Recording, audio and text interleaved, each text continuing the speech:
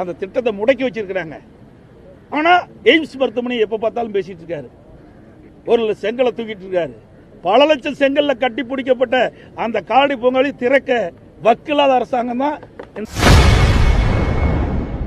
சேலம் மாவட்டத்தில் அதிமுக ஆட்சியில் கட்டப்பட்டுள்ள கால்நடை பூங்காவை திறக்க வக்கில்லாத திமுக அரசாங்கம் என தான் ஒரு விவசாயியாக வேதனைப்படுவதாக அதிமுக பொதுச் செயலாளர் எடப்பாடி பழனிசாமி மனம் வருந்தியுள்ளார்.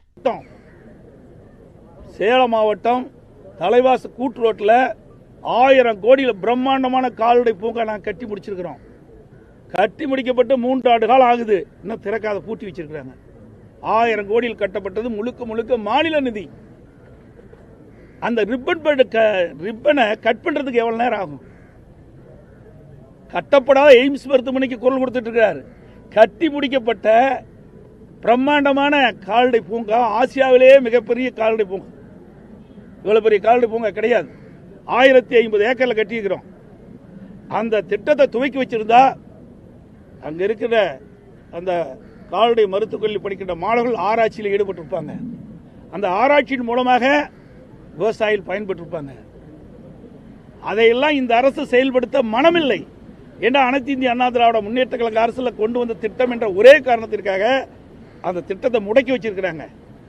ஆனா எய்ம்ஸ் மருத்துவமனை எப்ப பார்த்தாலும் பேசிட்டு இருக்காரு. ஒரு செங்கலை தூக்கிட்டு இருக்காரு. பல லட்சம் செங்கல்ல கட்டி பிடிக்கப்பட்ட அந்த கால்நடை பூங்காவை திறக்க வக்கில்லாத அரசாங்கம் தான் இந்த திமுக அரசாங்கம்.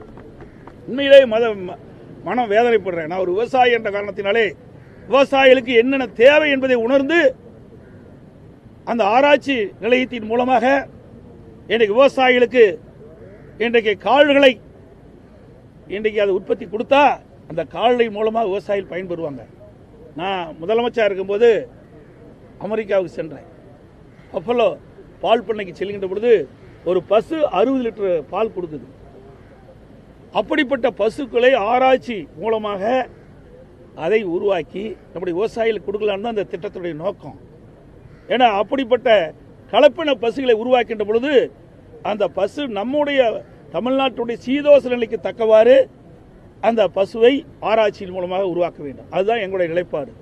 அதே மாதிரி ஆடுகள், அதே மாதிரி கோழி, அது மாதிரி பன்றி, மீன், இதெல்லாம் இந்த ஆராய்ச்சி நிலையத்தில் வருது. மிகப்பெரிய கால்நடை பூங்கா. நீங்களாம் ஊடக நண்பர்கள் போய் அதை பிடிச்சு காட்டுங்க. நீங்க தான் எங்களை காட்ட மாட்டேங்கிறீங்க. திமுக தான் சப்போர்ட் பண்ணிட்டு இருக்கிறீங்க. யாரும் வருத்தப்படக்கூடாது. நான் ஏன்னு சொன்னா உண்மை நிலையை மக்களுக்கு எடுத்து காட்டுங்க. இன்னைக்கு 1000 கோடியில் கட்டப்பட்ட கட்டடம் பாலடைஞ்சு கிடக்குது. எவ்வளவு பெரிய விஷயம். நீங்க அந்த போய் கால்நடை பூங்கால உள்ள போய் பார்த்துட்டு வாங்க சார்.